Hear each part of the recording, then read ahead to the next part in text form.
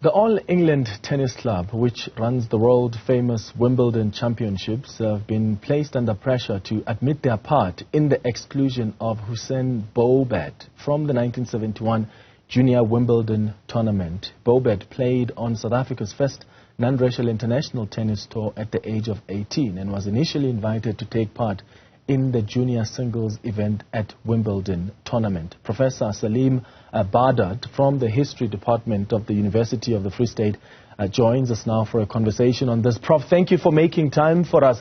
Perhaps let's start in the beginning so that we get to understand what happened here. So Hoosen Bobat receives this invitation to Junior Wimbledon in 1971, but he didn't end up going. How was he removed from that program?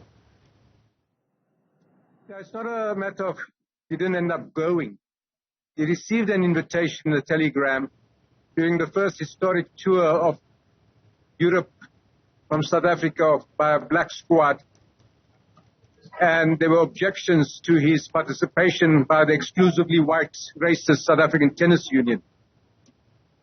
And he's then summoned to a meeting of the International Lawn Tennis Federation, which he attends with his captain, Jasmat Diraj. And it should be noted that Jasmat Diraj then stayed in exile and did not return to South Africa for fear of repression.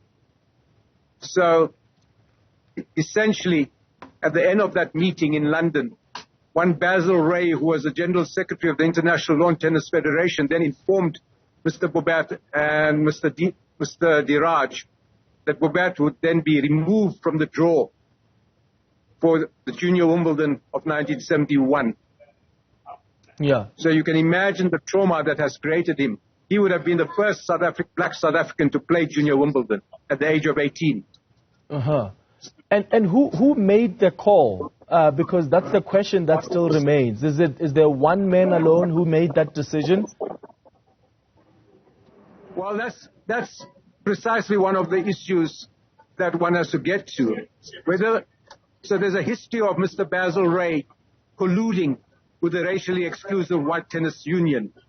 Remember, at that time, under apartheid, many of the international sports federations colluded, indeed sided with the racially exclusive sports federations in South Africa to the detriment of black players who were playing non-racial tennis. So whether Mr. Basil Ray was acting on his own or whether he was acting at the behest of the International Tennis Federation, of whose General Secretary he was, the effect was still the same, the exclusion of a black South African. And we think, therefore, the ILTF, which today is the ITF, has to account for what happened in 1971. And if indeed there was an instruction, which it seems to be the case, to Wimbledon, then Wimbledon needs to also account for why it excluded a black South African in 1971 at the request of the International Lawn Tennis Federation. Yeah. And how did the All England Lawn Tennis Club accept that decision to remove him? Because he had applied for entry to Junior Wimbledon. He satisfied all the criteria at the time as a top-ranked junior. He held the national under-19 titles. He was also a member of a recognized International Lawn Tennis Federation club. So he did qualify, in fact, to join this program.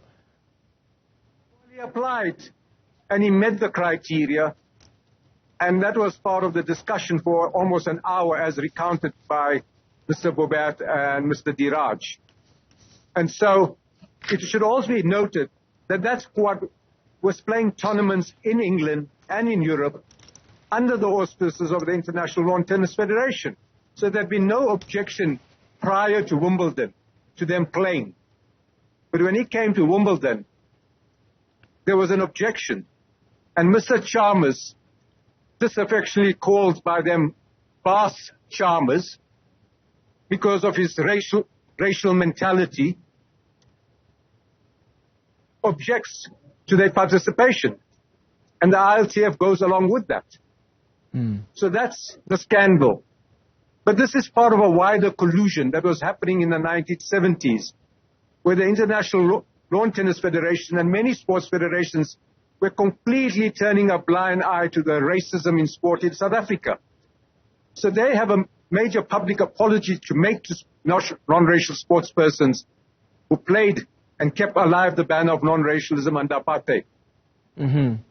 You indicated that this would have made him the first black tennis player from South Africa to play at Junior Wimbledon. And I suppose what this demonstrates is how, people are still living with the trauma about things that happened even 50 years ago. The injustices are having their toll even today, and people are still waiting for apologies. Do you think that those who blocked him from the opportunity will apologize? You're saying they need to account.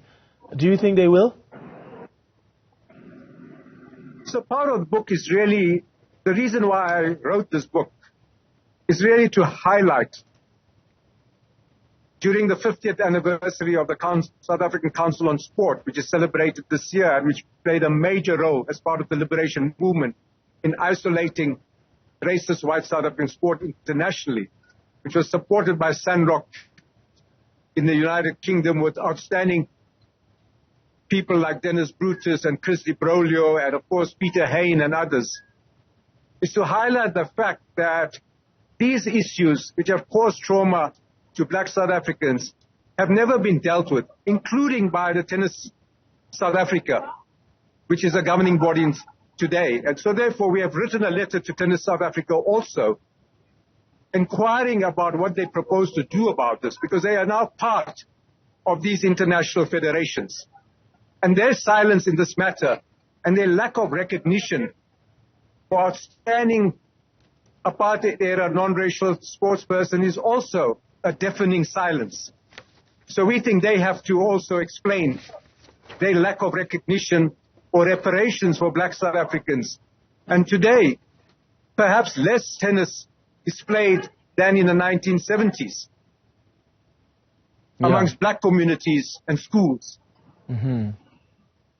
Now, the retraction from the junior tournament came nearly a year after non-racial union officials were approached to join the white union in exchange for honorary status, according to Bobat. What does that tell us, that link and at the time when they were approached? Yes, I mean, part of the collusion extended to, unfortunately, at that time, the racially exclusive white tennis union trying to stave off its expulsion from the Davis Cup and the Federation Cup. And so as part of the window dressing that you are also having in cricket with Ali Bacher, you had similar things happening in tennis. And so they were prepared to accord people from overseas like Arthur Ashe and Yvonne Goolagong honorary white status to come and play tournaments in South Africa. And they wanted to extend a similar dispensation to black South Africans. Can you imagine that?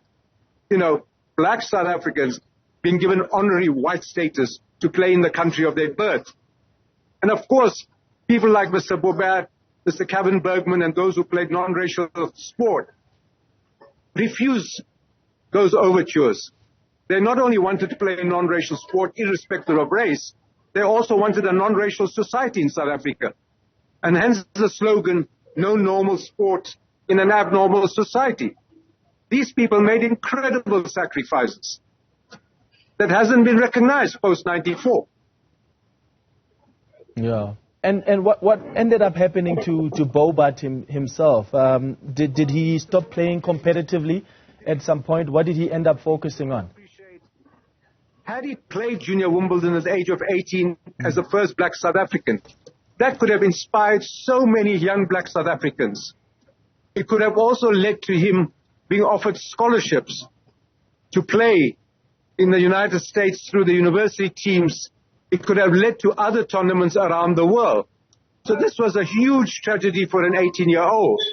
And essentially by the age of 25, partly because of what happened, but partly also because of an injury that he sustained after that, his tennis career is over. Yeah.